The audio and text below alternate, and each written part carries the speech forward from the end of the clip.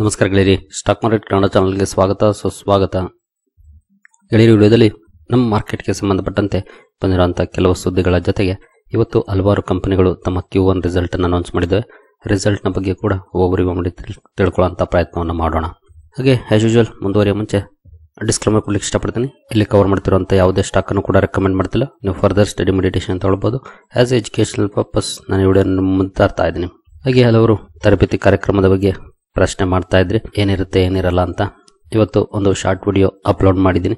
ಇಲ್ಲಿವರೆಗೂ ನೋಡಿಲ್ಲ ಅಂತಂದ್ರೆ ನೋಡಿ, ಅದರಲ್ಲಿ ಒಂದಷ್ಟು ಮಾಹಿತಿ ಇದೆ. ಬಹುಶಃ ನಿಮ್ಮ ಡೌಟ್ಗಳು ಕ್ಲಿಯರ್ ಆಗುತ್ತೆ ಅದನ್ನ ನೋಡಿದ ನಂತರ. ಆನಂತರ ನಿಮ್ಗೆ ಏನಾದರೂ ಇಂಟ್ರೆಸ್ಟ್ ಇದ್ರೆ ಚಾನಲ್ ಡಿಸ್ಕ್ರಿಪ್ಷನ್ ಅಲ್ಲಿ ಇಮೇಲ್ ID ಇದೆ, ಸಂಪರ್ಕ ಮಾಡಬಹುದು. ಇನ್ನು ಸುದ್ದಿಗಳ ಕಡೆ ನಾವು ಬರೋದಾದ್ರೆ ನೋಡಬಹುದು, India continues to buy Russian oil despite Trump's additional 25% penalty sources. ಈಗಾಗಲೇ ಇದನ್ನ ಸರ್ಕಾರ ಕೂಡ ಹೇಳಿದೆ. ಅಂದ್ರೆ ಡೈರೆಕ್ಟ್ ಆಗಿ ಅವರು ನಾವು ರಷ್ಯಾದಿಂದ ತಗೊಳ್ತೀವಿ ಅಂತ ಹೇಳಿಲ್ಲ, ಆದ್ರೆ ನಮ್ಮ ಮೇಲೆ ಮಾತ್ರ ಯಾಕೆ ಬೇರೆ ದೇಶಗಳು ತಗೊಳ್ತಾ ಇದ್ದಾವೆ, ಅವ್ರ ಮೇಲೆ ಇಲ್ಲ ಅನ್ನೋ ರೀತಿಯಲ್ಲಿ ರೆಸ್ಪಾನ್ಸ್ ಅನ್ನ ಸರ್ಕಾರ ಮಾಡಿದೆ. ಈಗ ಸೋರ್ಸಸ್ ಮೂಲಕ ಬರ್ತಿರುವಂತಹ ಸುದ್ದಿಗಳ ಪ್ರಕಾರ ರಷ್ಯಾದಿಂದ ಆಯಿಲ್ ಅನ್ನ ಪರ್ಚೇಸ್ ಮಾಡುತ್ತೆ ಅಂತ ಹೇಳ್ತಿದ್ದಾರೆ. ಅಲ್ಲಿಂದ ತಗೊಂಡಿಲ್ಲ ಅಂದ್ರೆ ಖಂಡಿತ ಆಯಿಲ್ ಅಲ್ಲಿ ಒಂದಷ್ಟು ರ್ಯಾಲಿ ಕೂಡ ನೋಡ್ಲಿಕ್ಕೆ ಸಿಗುವಂತ ಚಾನ್ಸಸ್ ಇರುತ್ತೆ. ಬಹುಶಃ ಸರ್ಕಾರ ಕಂಟಿನ್ಯೂ ಮಾಡುವಂತ ಸಾಧ್ಯತೆಗಳು ಕೂಡ ಹೆಚ್ಚಿನದಾಗಿದೆ. ಬಟ್ ನೋಡೋಣ ಇನ್ನು ಏನೆಲ್ಲ ಅಪ್ಡೇಟ್ಗಳು ಬರ್ತವೆ ಅಂತ. ಇನ್ನು RBI ಇಂದ ಇವತ್ತು ಒಂದು ಸುದ್ದಿ ಬಂದಿದೆ. ನೋಡಬಹುದು, RBI grants in principle approval to AU small finance bank for transition into universal bank.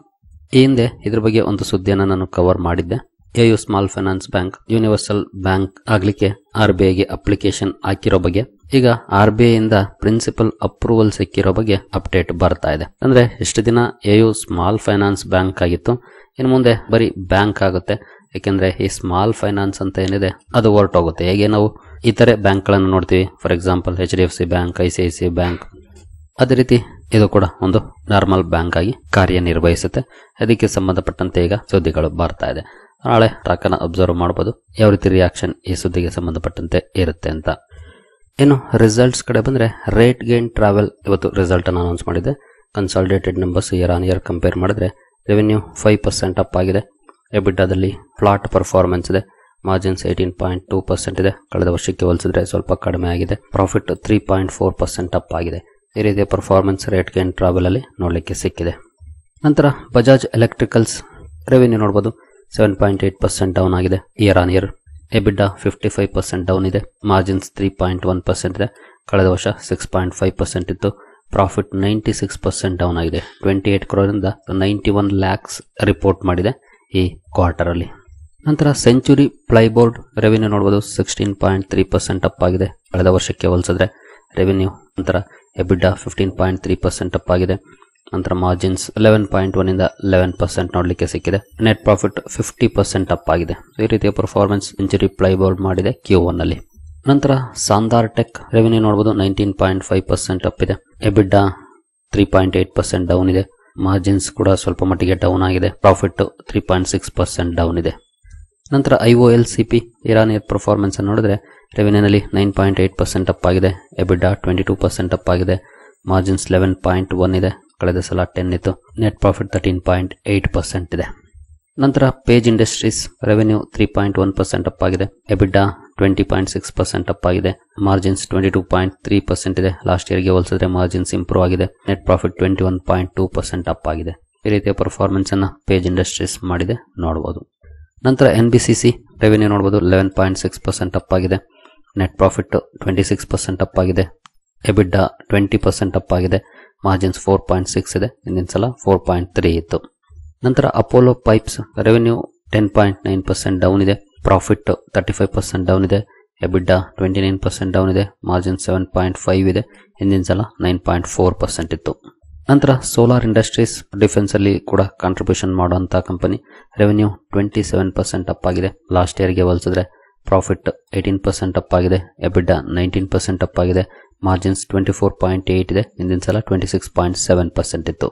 ನಂತರ ನಾಲ್ಕೋ ರೆವೆನ್ಯೂ ನೋಡಬಹುದು 27% ಡೌನ್ ಇದೆ. ನೆಟ್ ಪ್ರಾಫಿಟ್ 49% ಡೌನ್ ಇದೆ.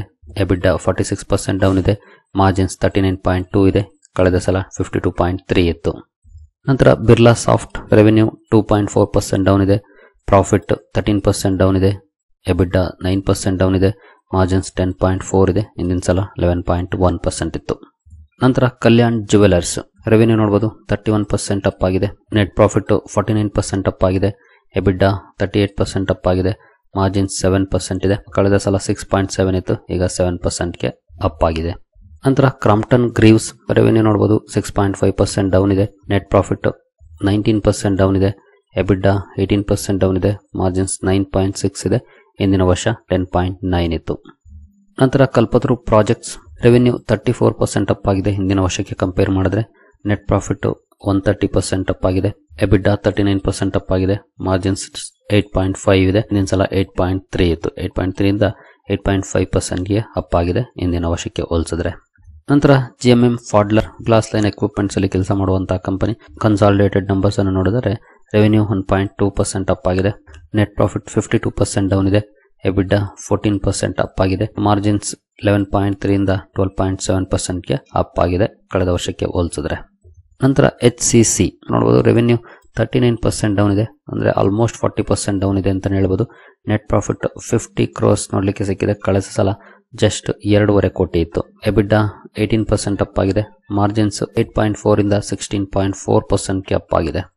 ನೆಕ್ಸ್ಟ್ ಟೈಟನ್ ರೆವೆನ್ಯೂ ನೋಡಬಹುದು 24.6% ಅಪ್ ಆಗಿದೆ. ನೆಟ್ ಪ್ರಾಫಿಟ್ 53% ಅಪ್ ಆಗಿದೆ ಹಿಂದಿನ ವರ್ಷಕ್ಕೆ ಹೋಲಿಸಿದ್ರೆ.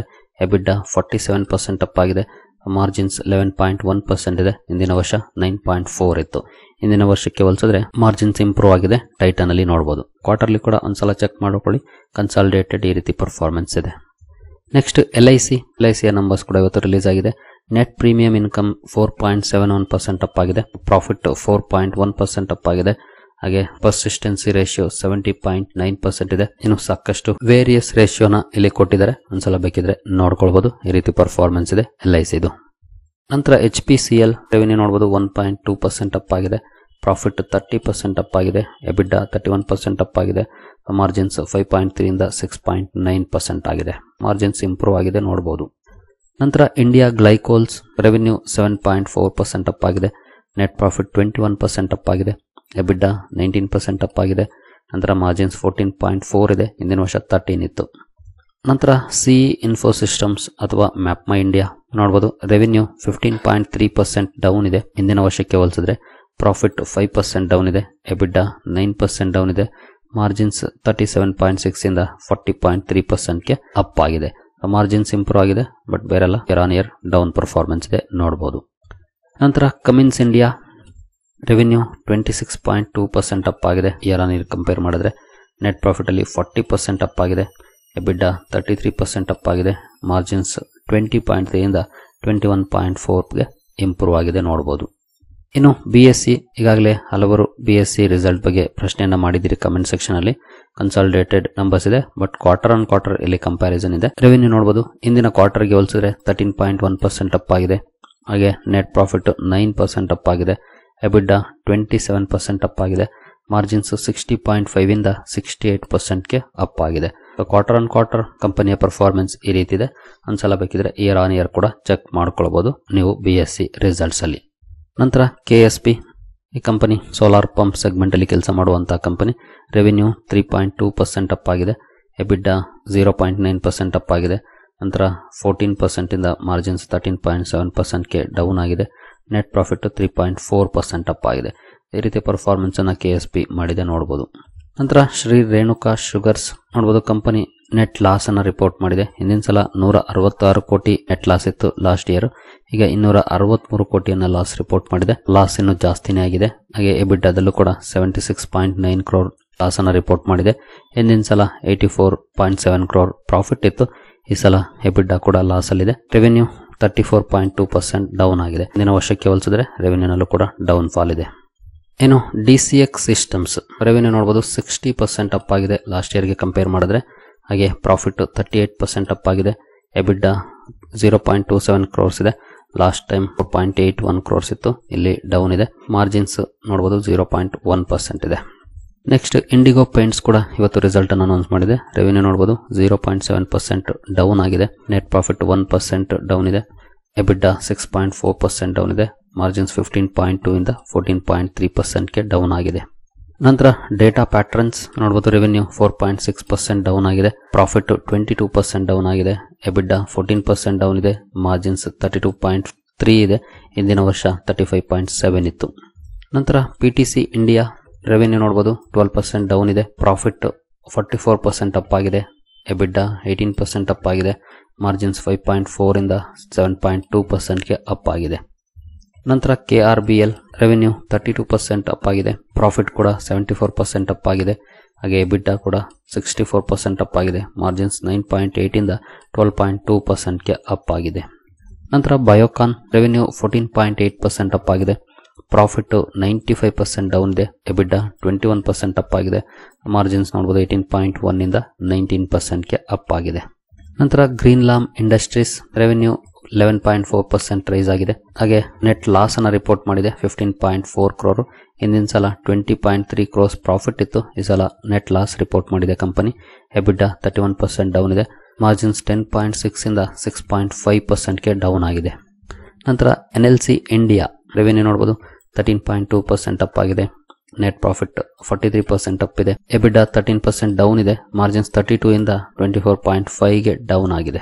ಇಲ್ಲಿವರೆಗೂ ಬಂದಿರುವಂತ ರಿಸಲ್ಟ್ಸ್ ಅನ್ನ ಕವರ್ ಮಾಡಿದ್ದೀನಿ. ಇನ್ನು ಹಲವು ಅಪ್ಡೇಟ್ಗಳು ಬಂದಿದಾವೆ ಅಂದ್ರೆ ರಿಸಲ್ಟ್ಗಳು ಬರೋದಿದೆ. ಒಂದ್ಸಲ ಚೆಕ್ ಮಾಡ್ಕೊಳ್ಳಿ. ನೀವು ಯಾವ್ದಾದ್ರು ಇನ್ವೆಸ್ಟ್ ಮಾಡಿರುವಂತ ಕಂಪನಿಯ ರಿಸಲ್ಟ್ ಇವತ್ತು ಬಂದಿದ್ರೆ. ಸರಿ ಗೆಳೆಯರೆ, ಈ ಎಲ್ಲ ಅಪ್ಡೇಟ್ಸ್ ನಿಮಗೆ ಇಷ್ಟ ಆಗಿದೆ ಅನ್ಕೊಳ್ತೀನಿ.